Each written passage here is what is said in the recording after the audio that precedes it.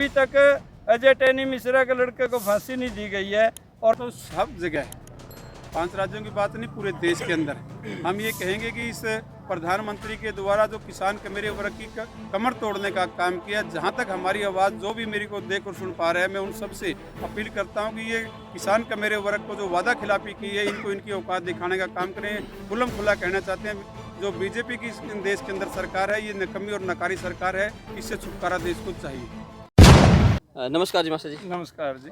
13 महीने एक आंदोलन चला था किसानों का, जो काले कानूनों को वापस लेने के लिए, लेकिन अब है जो नरेंद्र मोदी जी आते हैं, खुद वो क्षमा मांगते हैं और वो कहते हैं कि कुछ गलती रह गई है। उन्होंने किसानों पे भी थोप दिया था कि मैं अपने भाइयों को समझाने में असमर्थ रहा होगा तो कानून वापस ले लेते हैं।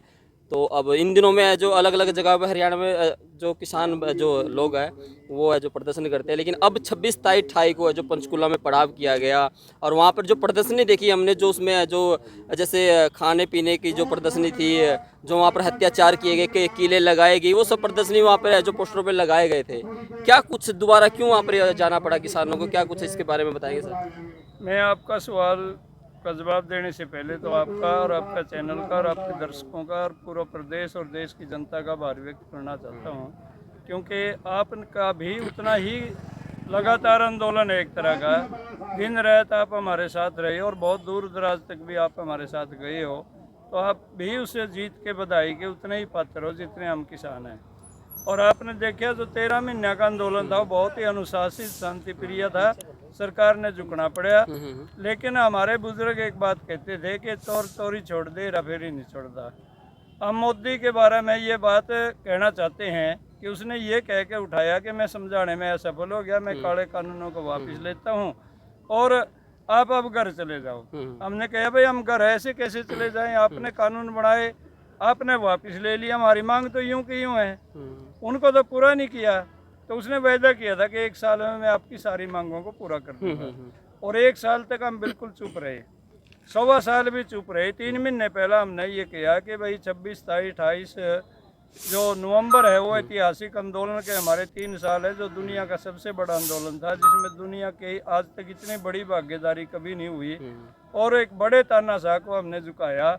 उसको याद करते हुए 3 साल पूरे होंगे आंदोलन के, तो 26, 27, 28 को ये केवल पंचकुला में नहीं था, ये पूरे हिंदुस्तान में 28 राज्यों की राजधानियों में था, सभी 8 केंद्र शासित राज्यों की राजधानियों में भी था, जहाँ राजभवन होते हैं, हमारे राज्यपाल बैठते हैं वहाँ, और चाहे वो उप राज्यपाल बैठते हैं वहाँ भी ये धरने प्रदर्शन किए गए। मोटिव क्या था सर? मोटिव था कि जो वायदे किए थे, जिन वायदों को करके हम उठाए थे वो पूरे नहीं हुए, उनको पूरा करो। उसमें वायदे क्या थे? सबसे पहला था कि एमएसपी पे हम आपको कानूनी गारंटी देंगे खरीद की और लागत का 1.5 गुना दाम देंगे। ना तो लागत का 1.5 गुना दाम मिले और ना खरीद की गारंटी मिली। आपको याद होगा 20 दिन पहला जब आप यहाँ सड़कों पे प्रदर्शन कर रहे थे, बार बार ये कह रहे थे कि हमारा धान ठीक नहीं बिक रहा, 2203 रुपये का रेट है, कोई 2100 बोलता है, कोई 2000 बोलता है, कोई 1900 बोलता है, और ये कह के कि ये ज़्यादा गिल्ला है, ये कह के कि उनका स्टॉक पूरा हो गया। तो इसका मतलब है कानूनी गारंटी तो खत्म हुई। एमएसपी वैसे होने का क्या बनता है जब उस पर खरीदी नहीं हो रही है। दूसरा, हमें लागत का 1.5 गुना दाम नहीं मिला। यदि आज 1.5 गुना दाम होता तो जीरी का भाव कम से कम 3300 रुपये होना चाहिए था, जो 2203 पे हम 1100 रुपये का नुकसान में जीरी बेच रहे हैं, वैसे भी यदि रेट पे बिके। तो ये हम चाहते हैं कि लागत का 1.5 गुना दाम मिले और खरीद की कानूनी गारंटी मिले। दूसरा ये था कि किसानों को, ये मजदूरों को दिहाड़ी नहीं मिली, किसान को भाव नहीं मिला, जिसकी वजह से उनके सिर बहुत बड़ा कर्जा चढ़ गया। और हिंदुस्तान की सरकार की अभी एक रिपोर्ट आई है कि टोटल 21 लाख करोड़ रुपए किसानों ने, मजदूरों ने सरकारों के, सोसाइटियों के और साहूकारों के देने हैं। हम ये कहते हैं कि बिल्कुल खरे देने हैं और देंगे एक एक पैसा, लेकिन पहला हमारा भी हिसाब कर दो, हमने 56 लाख करोड़ रुपए लेने भी हैं। यदि हम 21 लाख करोड़ दे दें तब भी हमें 35 लाख करोड़ रुपए बकाया हमारा बचता है। तो अब एक बार किसान को, मजदूर को, सबको एक बार कर्ज मुक्त कर दो, ये अपील थी दूसरी। और उन्होंने वायदा किया था कि हम इस पर कमेटी बनाकर विचार करेंगे। बिजली बिल संसद में पेश ना करें, क्योंकि उसमें सारी स्लैब एक जैसी हो जाएंगी और बिजली का पूर्ण रूप से निजीकरण हो जाएगा। निजी कंपनियां अपने रेट मन मर्जी के बढ़ाएंगे खेती का रेट भी बहुत महंगा हो गया था, हम खेती नहीं कर पाएंगे और खेती नहीं होगी तो ये देश भूखा मरेगा। मैंने खुद वो ज़माना देखा है जब अमेरिका से एक लाल रंग की गेहूँ आती थी जिसे आज कोई खाना पसंद नहीं करता, वो हमने राशन कार्ड पे खुद जाकर दुकान से खरीदी हुई है। तो एक ऐसा ज़माना क्या वापस लेना चाहते हैं मोदी जी? ये बिल्कुल गलत है। और बिजली का ऐसा कोई कानून हमें मंजूर नहीं है जिसमें महंगा सस्ता कमर्शियल खेत और घर डोमेस्टिक सारे का एक रेट हो, वो स्वीकार नहीं है। और जो बिजली का ढांचा चल रहा है, खेत की फ्री, घर की सस्ती, 300 यूनिट सबको हर मीटर पे फ्री मिलने चाहिए, ये हमारी मांग है। और इसको कहीं भी उन्हें विचार करके पूरा करने की कोशिश नहीं की। लखीमपुर खीरी के अपराधियों को सज़ा देने का सवाल था, अभी तक अजय टैनी मिश्रा के लड़के को फांसी नहीं दी गई है और अजय टैनी मिश्रा को कैबिनेट से भी नहीं हटाया गया है।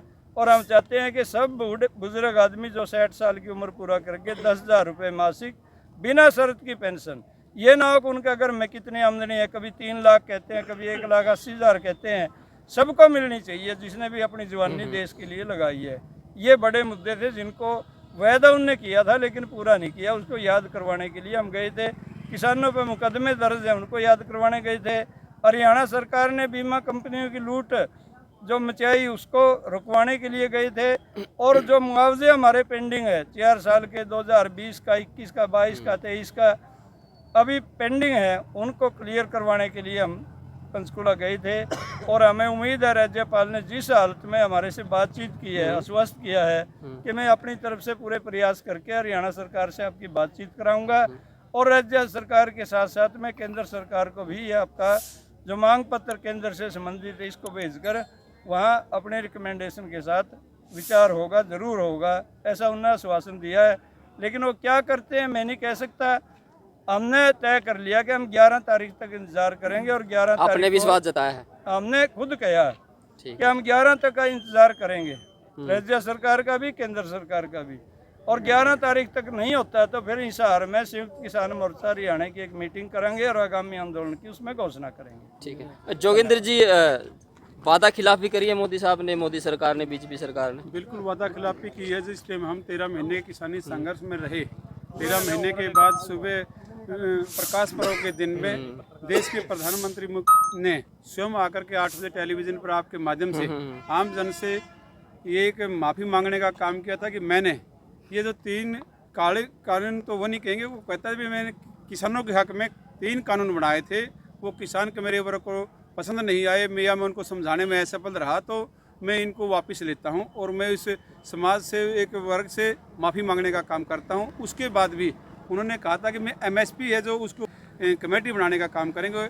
उसके बाद जो बिजली बिल विधेयक था, भारतमाला के नाम से जो रोड निकाले जा रहे हैं उसमें भूमि अधिग्रहण का मुख्य मांगे थी, और जो हमारी कर्जा मुक्ति की मांग थी पूरे देश के अंदर, और छोटी छोटी प्रदेशों की मांग थी वो अलग थी। लेकिन उन्होंने वादा खिलाफी किया।